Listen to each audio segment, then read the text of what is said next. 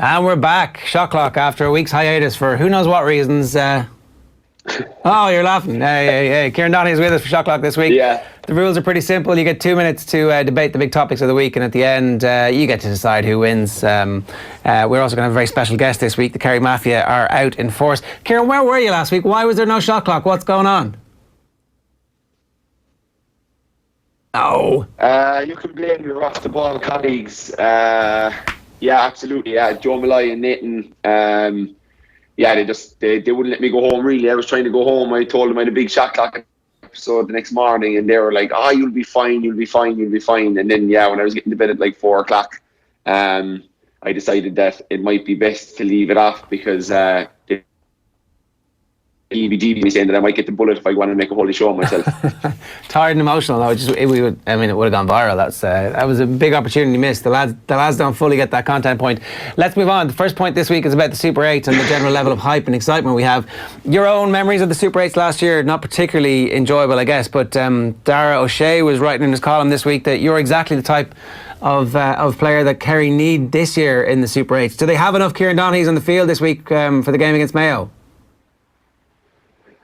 Yeah, they have loads of guys that are gonna, have to kind of maybe step up on that side of it and just bring a bit more edge to their game, because Mayo bring plenty of edge, and the Kerry fans will need to see the Kerry team kind of almost have a heightened sense of aggression about them around the place, because the talk is that Mayo bullied Kerry in Croke Park, and the Kerry people won't want to see that happen in Killarney.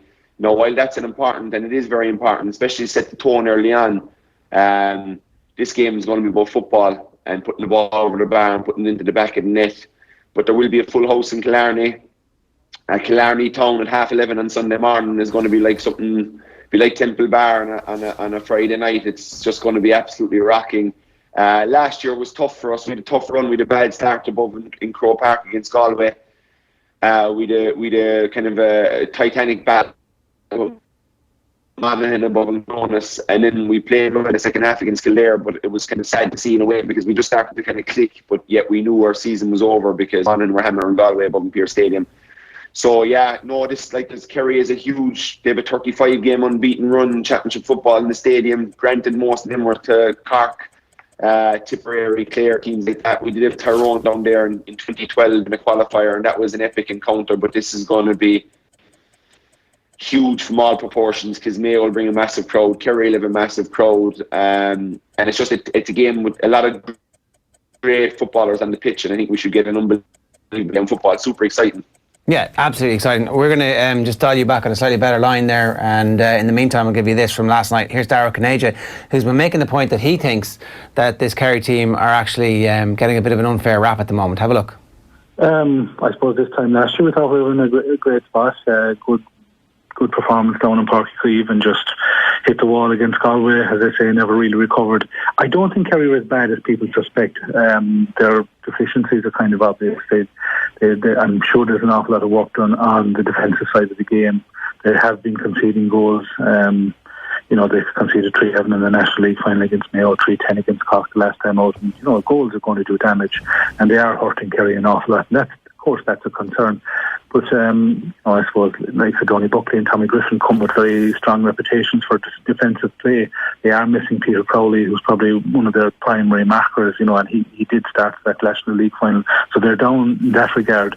But I suppose the aim is always going to be, from a Kerry point of view this year, is to kind of paper over those deficiencies by winning midfield, by winning enough possession, by not having teams run at you. And I'm sure there's been so much talk about it. They got so much criticism, even though they won a Munster title against what possibly turned out to be a little better Cork team than maybe people would have perceived at the time a number of weeks ago. And that's definitely a plus. So Kerry aren't that bad. I don't think Kerry are, as bad as people make out. They got to a league final. They got beaten twice this year by Mayo in St. Patrick's weekend and in a National League final, and there is progress being made, and they certainly have legs. Mayo are going to have huge energy between 5 and 12, but Kerry have that energy as well. It's just about boxing clever now. We're going to be talking a bit more Kerry in a couple of minutes' time, but first to Wimbledon, Kieran. This is for you to introduce. It's on the back of Coco Gauff's amazing week. Yeah, it just struck me. Look, she obviously had an unbelievable experience at Wimbledon. She's obviously a kind of a very good up and coming player. But I read a few bits and pieces about her last week. You know, that her family she had a big, huge family gathering, over 40 or 50 people into her dad's bar, and you know that they thought it was going to be 40 or 50, but next thing it turned into 300 or 400, and they turned people away, etc. But just on the kind of age side of it, she's 15. So I have 2 daughters. One of them will be 5 soon enough, and I'm just thinking about in 10 years that if she was under that kind of pressure, playing on centre court in Wimbledon against one of her heroes, Venus Williams, and she obviously went on to win 2 more matches. But how young is too young would be my question to you, Ger. And you know, especially with social media these days, do we have to be careful with these young superstars coming through to maybe set an age limit on us, or make sure they have the right structures in place to deal with criticism that they're going to get in social media? Because when you're my age and you're 35 and fellas are giving you out to you on Twitter, you kind of just smile and grin, because you know they're either half simple or you know they to be putting stuff like that up in their pages. But this is a young 15-year-old girl, and just trying to handle all that, I think it'd be tough if she's a dip in form or if she doesn't play well over the next few months. How is she going to handle all that? Yeah, I think it's a fair point. I think if you look back over the teenage superstars who emerged, they tend to emerge in women's more than men's, but they don't always have a very straight line when it comes to the middle and end of their careers. Jennifer Capriati obviously had her issues. Martina Hingis had her issues. And like, how does anybody not have issues when you're thrust into a global limelight at the age of 15? And I think you're dead right. Some kind of age limit of even 16 is significantly different from 15. You remember how street smart you become in that age where you just actually, and even then you're not even street smart, you're completely naive, but like it's a quantum leap. The junior stuff, is it? Well, it's a quantum leap from 16 to 15, and that's when you have a normal life where you're actually getting to go out and your every move isn't being completely watched and scrutinised by everybody, and you're not the goose that laid the golden egg. Like most of the people who are outside her family, who she now comes into contact with, are making money off the back of her success, and that's a massive burden to be placing on the shoulders of a 16-year-old. Like, she's still going to make the money at 19 and 20 and 21, so what is the rush? Yeah, why rush? It's just that's it. Like, and you're talking about Hingis and Capriati and all them. They weren't even around when social media was around, and that's the one. She's on Instagram. She's on Twitter. She's going to be. She's open country for people to express their feelings towards her. Yeah. Call her things, call her out. You know, of course, there are people saying well done and all that. But if you're going to be looking at it, you have to be able to take both. But it's just it's for me. It's just, as you said, like, you know, there's a big difference between 15 and 16, but like there's a huge difference between 15 and 18. Yeah. No, it's and true. We see a lot with, you know, you see a lot of the superstar minors coming out of teams over the years. They're the main guy in the county minor team. A lot of them don't make it because they go on to college and people are telling them they're great and they're buying them drinks and they're having nights out, and next thing the wheels start to come off, and it's hard to get them back on. So yeah, I just think it's something, you know, that we have to watch how we handle. Like even Rooney, you look at Rooney now. Like Rooney came in 2004, I think, as that, you know, 16-year-old. But Jesus, if that was now, like, you know, he's just people are under the microscope so much more now with the world of social media. So yeah, just for young people, especially people in individual sports that can't be minded by teammates. No, it's true. And kept away from it. I think we need to really look at it, golf, tennis, whatever it is, that these people, as you say, are going to want to make all the money anyway. So why put them through it at 15 when they're not really able for it? I would think. No, you have the exception, obviously, but she could be getting an education there instead. She'd have a good team around her. Maybe might, you know. And I know these people, it's an individual sport, but they've huge teams around them, obviously, anybody at this level. Let's talk about Laois, and one of the points that I made a little bit earlier on to Tommy Walsh was about Eddie Brennan. A lot of people would have taken defeat by Westmeath and defeat in an All-Ireland final the following year with the under-21 team that he was manager of as a failure, and many I'm sure in Kilkenny were like, well, that's his chance now. He didn't actually manage to win All-Ireland because the expectation, the standards are so high, and he had that Westmeath defeat on his record, but I thought it was a very ballsy move to keep going and go, okay, I'm taking my licking and I'm going to learn from it, and like a Timex, keep on ticking. An incredible performance by him as an individual to get the Laois team to where they are, but a lesson for all of us not to write people off when they make an early mistake in their managerial career. Yeah, it's something that bothers me a lot. As a Chelsea fan, it bothered me when at the very highest level we weren't giving fellas more of a chance. But yeah, I put up a tweet about, there was, I think McGeaney got a bit of heat after the game last week, and I put up kind of a tweet kind of just saying that, look, listen, McGeaney has, McGeaney, every player that you ever interview about McGeaney, all they do is rave about him. This one hero then that wasn't getting on or whatever and pulled out of the team, sent a letter into the Irish News and they printed it or given out about McGeaney, and I just thought it was a joke because McGeaney went up to Kildare, he'd 7 years, he got beaten the first year by Wicklow, but there's a lot more to management than just that 60 minutes or that 70 minutes in a game, Like all players want is somebody that they can trust, that's giving them good training, that they can follow. And I think McGeaney, he was in Kildare for 6 or 7 years, and I think they have to be getting massive credit for that because they didn't have much success. But what they ended up with by sticking to somebody was getting to an All-Ireland semi-final and being absolutely, nearly, you could say, robbed by Down to get to a final.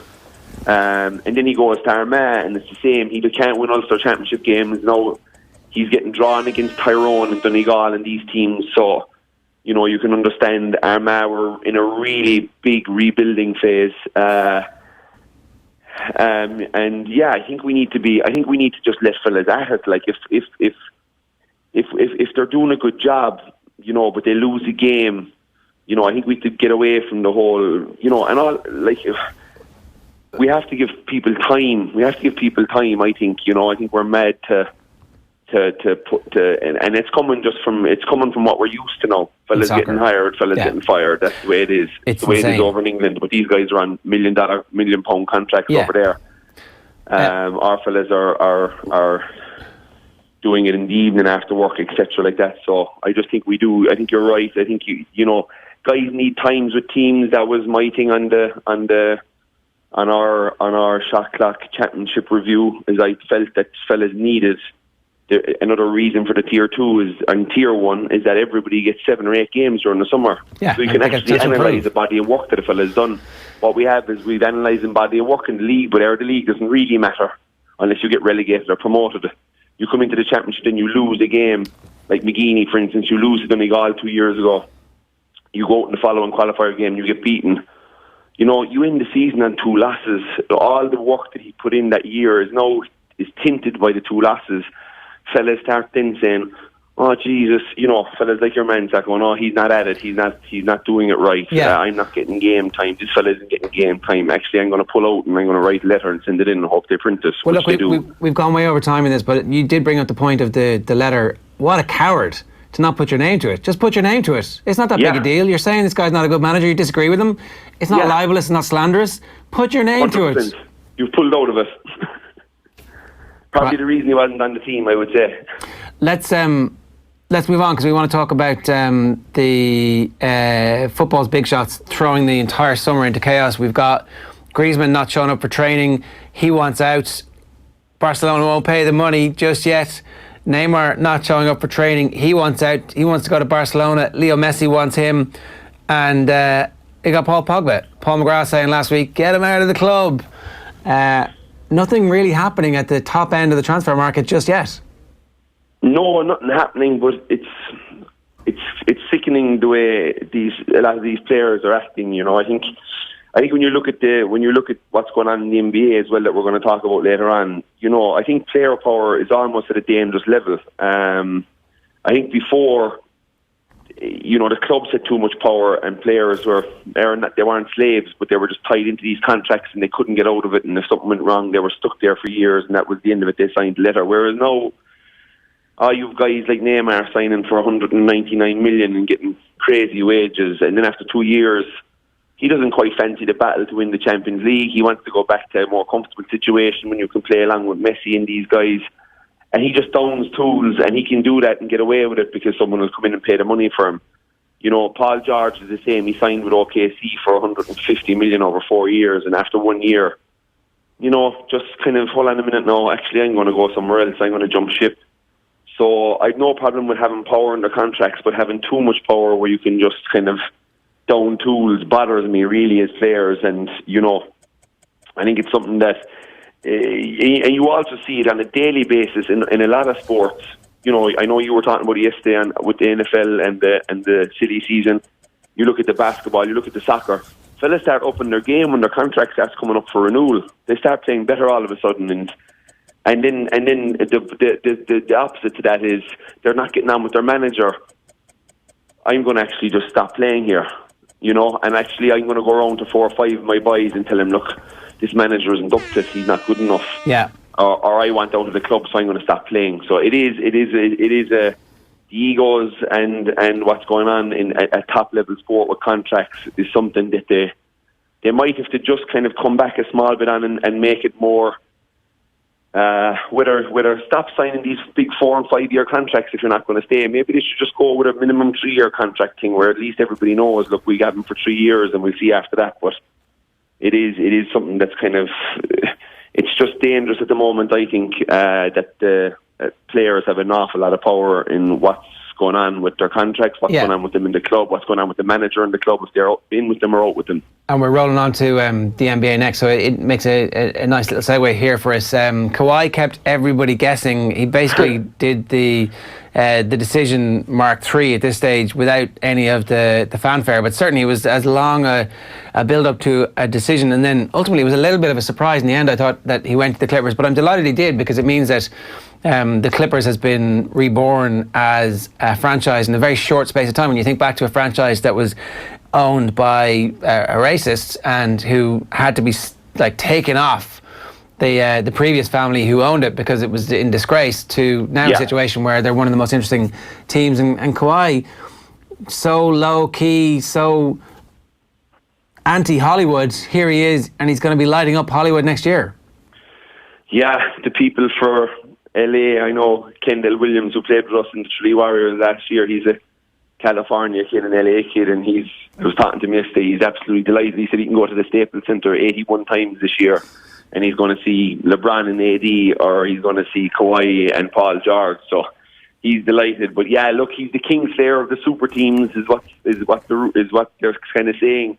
He could have jumped on board with 2 other superstars and just made that team kind of almost a banker for next year.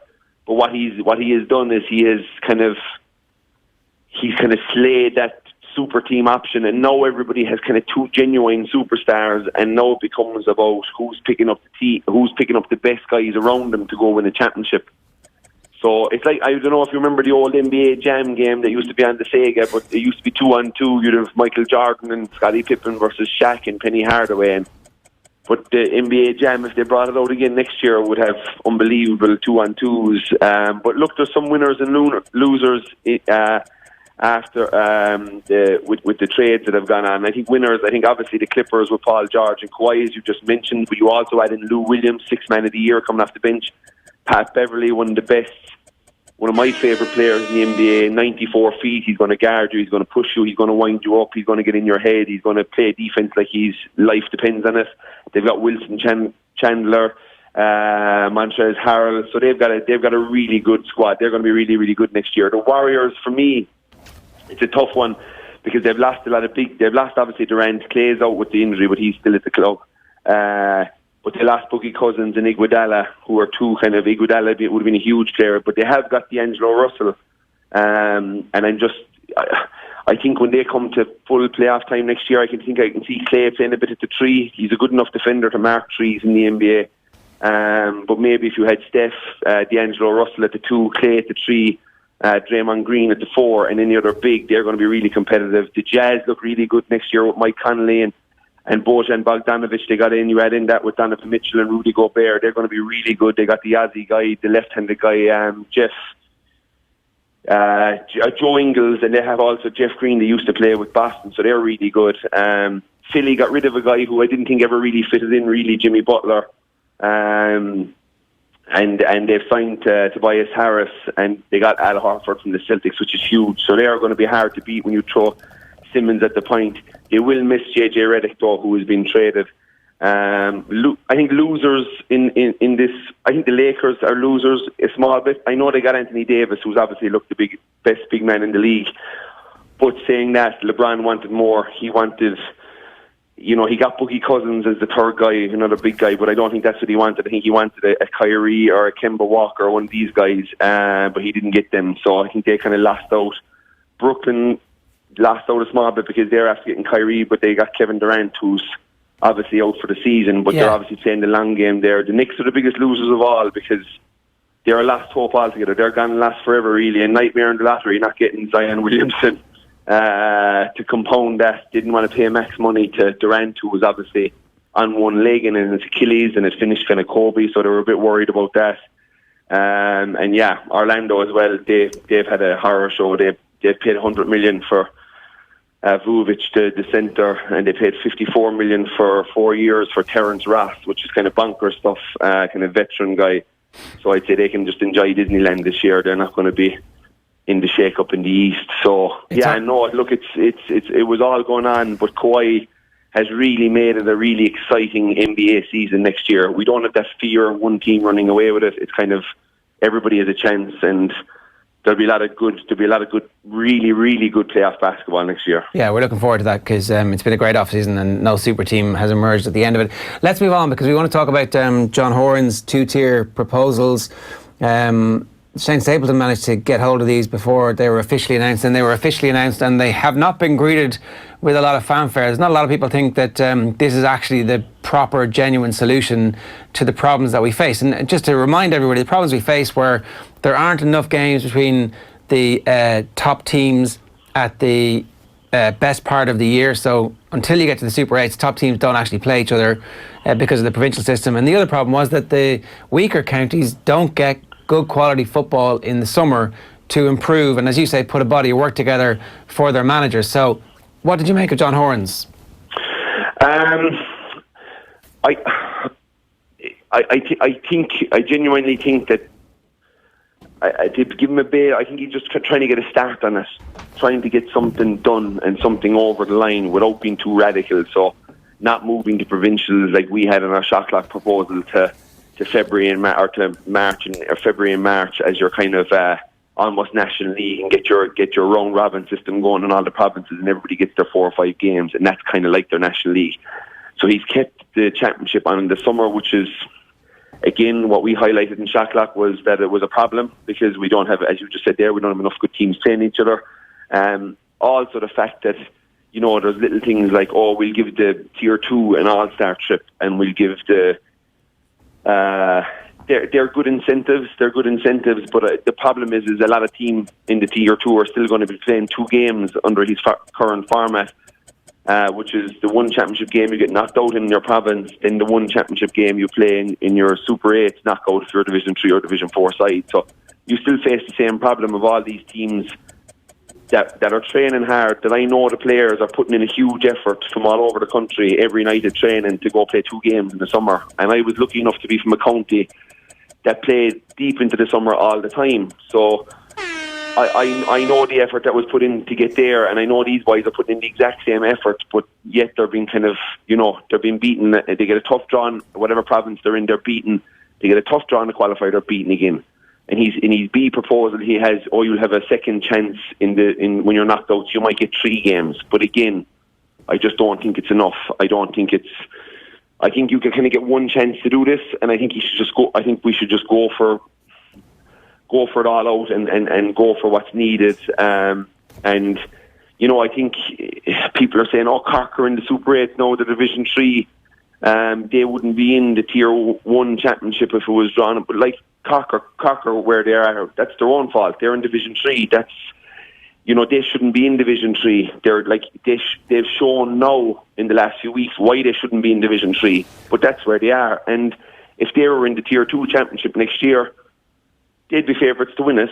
And we're obsessed with this. We have championship soccer in England every Friday night that everybody watches. Well, I do anyway, but we've got this thing that this Tier 2 is this dirty word. It's that competition, if they get the right sponsors involved, and this is where you have to be really sharp, you have to get the right sponsors involved, you have to get the right promotion of it. It has to be on live TV every weekend. There's no 5 minutes on the Sunday game at night time. It's live TV, and you have to tell them that. And obviously, it builds up to your promotion and relegation, which is next year. It could be Cork that get promoted, which they should be, to get back in for the race for the SAM. And there'll be a team that didn't perform in Tier 1 that weren't good enough last year, and their punishment is you're going to have to look at yourselves and reload and go win that cup, that championship, go make that all-star team, get on your trips or whatever. But you're going to have to go back and train harder because what you did this year wasn't good enough. So no, exactly.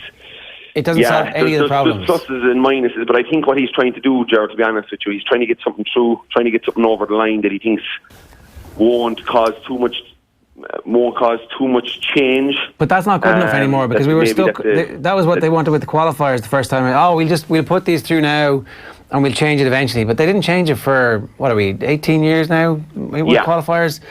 We could be stuck with this Tier 2 Pigs Mickey for a decade.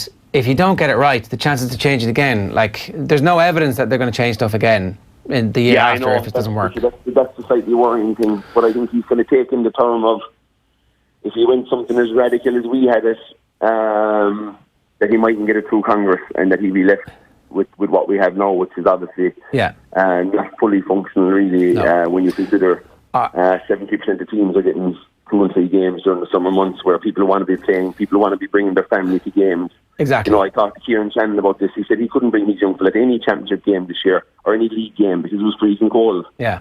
But he's saying he brought his kid to the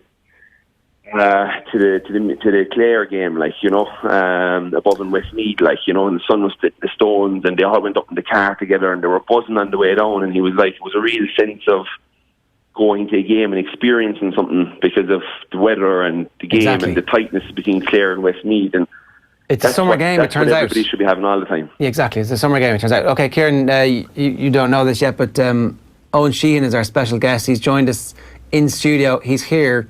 This is your request, I think. The Kerry Mafia have decided to come out.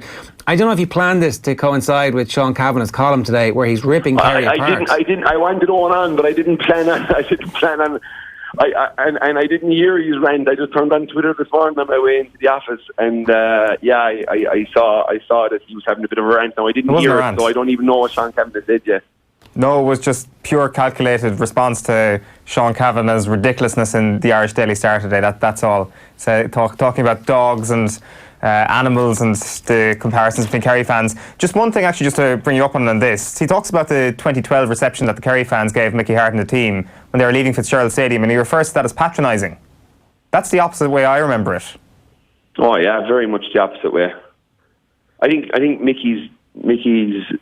Michaela, God rest her soul, had passed, and I think the Kerry people were, I think, amazed by Mickey Harte, how he was able to function as Tyrone manager and do a good job with them and get him to that point. And even though they'd beaten us in previous finals in 2008 and 2005, I think the Kerry people had come to, even though we hated Tyrone after 2003 because it was such shock treatment and we didn't know whether we were coming or going after it, I think by the time that they won that All-Ireland in 05 especially, we realised how good they were and how good they were as footballers all over the pitch. And, Kerry people will always give ultimate respect to somebody who was doing things the right way. And, they would have always, there's a huge amount of, would have been a huge amount of respect. It was the last thing but patronising, because I was there when it was going on. And if you say that, you could say Paul Galvin and Mickey Harte's hug afterwards was patronising, because that's the Kerry fans couldn't go and hug Mickey Harte out in the pitch like Paul got the chance to and have a word with him. So what they did is they kind of not formed a guard of honour for him, but just clapped him onto the bus and but there might have been your one or two mad fellas inside there giving fists up to the bus, I presume, like we're the same as every other county. I presume that could have happened. Maybe Sean saw one of those guys. But I remember it as pure kind of well done, Mickey, for actually being able to do this in your circumstances and being able to be able to be such a man about things, really. And that's the way I remember it. So patronising would be the last word I'd use. Yeah, he talks about Kerry fans in general, though, and the stuff he heard in 2012 sitting on the bench. And I guess that this is all kind of a matter of what you actually hear, and you got to take him at his word. And like I was saying earlier on, but if you're gonna talk about that, like, you know, I've heard plenty of stuff off Tyrone fans, and half my family is from Tyrone. Do you know what I mean? So I've heard stuff off Mayo fans. I've heard awful stuff off Dublin fans. That's what fans do. They get involved in the game. They say something in a moment that isn't calculated, isn't thought out. It's just venom that might come out because you've beaten us before and wow, way back up to Tyrone. Whatever they said, I don't know what Sean heard. He's very precious anyway if he's going to be worried about what fans are saying to him when he's in the stands. You kind of have to just kind of move on with that. If we're going to talk about everybody who gives out to us in the crowd, we're going to be in for a long day. Yeah, I was giving out about Mayo fans earlier on, so maybe I'm precious as well. But I was saying that there could be a bit of that going on Sunday, sure.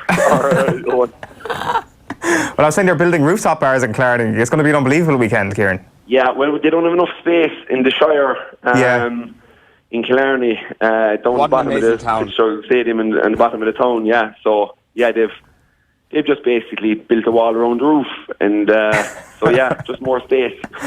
Just plastic glasses on the roof. Anyway, nobody's going to Killarney. No, it's going to like Scots at 12 o'clock on Sunday. And I know Mushy well who owns the place. What you know, an he got amazing a truck of ice in there for one of the big Munster finals between Cork years ago. He just got a truck full of ice to park around the back because every year the Munster finals for the previous before that he was running out of ice and people had no ice for their drinks on a hot day. So he ordered it. I don't know how he did it. He got a truck full of bags of ice. So there was no way he was running out of ice. So I'd say that truck, I was talking to him at the Irish Open last week, that truck is going to be there again in force. And he has two bands on. He's a band on in the morning from about 12 o'clock, and then he's another band on after the game. So, yeah, it's going to be a great experience for everybody who can get to Killarney on Sunday. It's all about fireys on Saturday night, though, Kieran. Surely no one's gone to Killarney on Saturday night. They're all going to Town's Mascaf. Killarney is the main course, but the appetizer is Owen's house in Prairie. So that'll be good crack for the pre-game party. And you know, I'm sure. Did your parents say you could have a party? You wouldn't want to be too sensitive about that. The Kerry Mafia and the Mayo Mafia together. You wouldn't want to be too worried about what people were going to say to you. You wouldn't want to be getting upset on. No, it's going to be like one of the great house parties we've seen in Hollywood, really, either like from Project X to Superbad. Project X stuff. Yeah, exactly. I kind of make more the comparison with Superbad because I think the Mayo fan is kind of like Jonah Hill in Superbad. Kind of has a strange sense of cockiness in himself for no reason whatsoever. Completely deluded. Nobody really takes him seriously, but very welcome all the same. And for 100%, the Mayo fan is invited on Saturday night. Oh, geez, yeah, that'll be. I'm actually jealous. We're covering Roscommon and Tyrone on Saturday night, so I won't be able to make it on. But geez, I'd love to be out there with the Mayo Mafia. I'm sure. Did your parents say you could have a party? No. Owen's power rankings took a bit of a kicking this weekend. We got great feedback from somebody on Twitter pointing out that Cavanagh won basically no games in the championship on average over the last 4 or 5 years. Can't stay in Division 1 and are still in the top 8, even though they're not in the Super 8. Hold on, am I going to respond to that now, or do it? No, I want to hear what Kieran has to say. Okay, go ahead. Yeah, well, I presume that Owen will be moving that, but yeah, it's. I'm going to back up Owen. I like his top 7. The only change I'd make is I think Tyrone are ahead of Donegal. I know Donegal beat them, but again, look past that one result, and who do I think is more assured of themselves? Who do I think has a bigger body of work than I think it's Tyrone?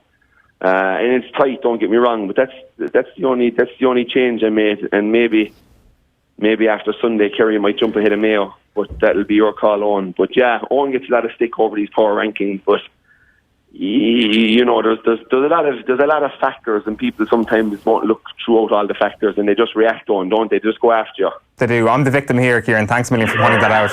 The Donegal Tyrone thing is interesting. I'm interested to see like who actually is the real pretender or the contender, perhaps, to Dublin's throne. Because just because Donegal might beat Tyrone on any given day doesn't necessarily make them the second best team in the country. That's what I'm thinking. You know, I only went through the top 8 now because we'll go through. We'll go through all of them maybe at the end of the season and see how you fared and give you a proper fair hearing. I might be court. I might be the judge and the jury on that one.